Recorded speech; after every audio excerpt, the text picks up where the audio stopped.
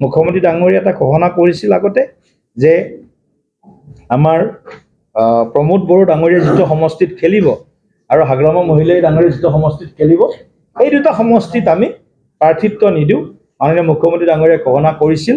আৰু সেইটোৱে ষ্টেণ্ড আজিৰ দিনলৈকে আছে।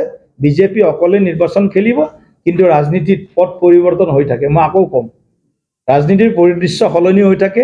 যেনেকুৱা মানে দেশ হ'ব তেনেকুৱা বেশ ধৰিব লাগিব আমি, হয় নে নহয়? যি পৰিস্থিতি চলিব সেই পৰিস্থিতি চাইহে আমি সিদ্ধান্ত ল'ম। ধন্যবাদ। ধন্যবাদ। একেলগে আমি NDA হিচাপে ইলেকশ্যন খেলিম। NDA হিচাপে ইলেকশ্যন খেলিম। পোষ্ট ইলেকশ্যনৰ কথাটো আজি ক'ব নোৱাৰোঁ, কিন্তু প্ৰি ইলেকশ্যন এতিয়ালৈকে কাৰো লগত মিত্ৰতাৰ কথাটো চূড়ান্ত হোৱা নাই।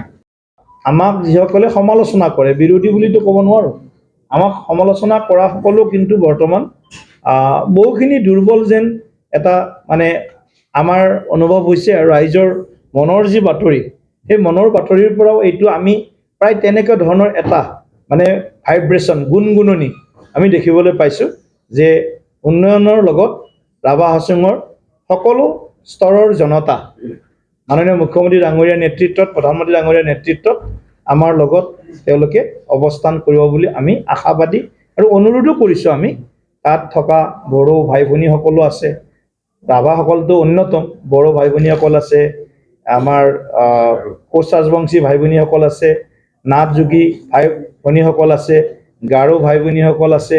এনেকুৱা মানে কেইবাটাও জনগোষ্ঠীৰে পৰিপূৰ্ণ মানে মিলন ভূমি সদৃশ হ'ল আমাৰ ৰাভা হাছং স্বায়ত্তশাসিত অঞ্চল।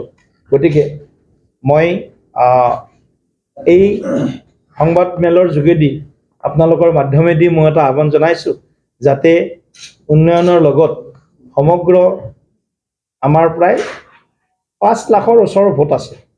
গতিকে গোটেইখিনি সন্মানীয় ভোটাৰে যাতে নিজৰ বিবেকৰ জৰিয়তে অহা 2 তাৰিখে উন্নয়নৰ স্বাৰ্থত যাতে ভোট প্ৰদান কৰে, যাতে এখন শান্তিপূৰ্ণ প্ৰগতিশীল যাতে আমি এখন ৰাভা হাছং স্বায়ত্তশাসিত অঞ্চল আমি আৰু অধিক শক্তিশালীভাৱে অনাগত দিনত আমি সৃষ্টি কৰিব পাৰোঁ, নিৰ্মাণ কৰিব পাৰোঁ।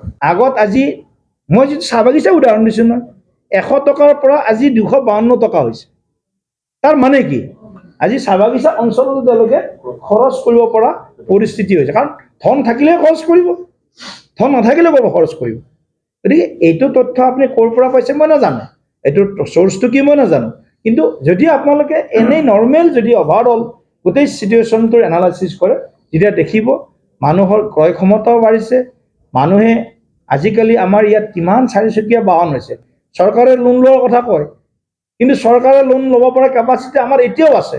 আমি এতিয়াও আৰু 50,000 কোটি টকা লোন ল'ব পৰা কেপাচিটি আছে। এই বিত্তীয় বৰ্ষৰ কথাটো কৈছোঁ। 50,000 crores আমাৰ as per our budget, our capital expenditure, our revenue expenditure চাই লৈ চব চাই আৰু 50,000 কোটি টকাৰ ঋণ ল'ব পৰা ক্ষমতা অসমৰ আছে।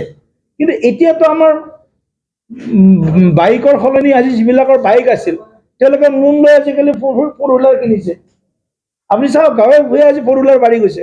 যদি ক্ষমতা নাথাকিলেহেঁতেন, ক্ৰয় ক্ষমতা, 4-wheeler দেখা নাপালেহেঁতেন, বাইকখনো ক'ৰবাত বিক্ৰী কৰিব লগা হ'লহেঁতেন।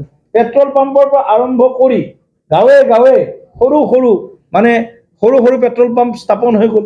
তাৰমানে ক্ৰয় ক্ষমতাটো বাঢ়িছে। Reporter live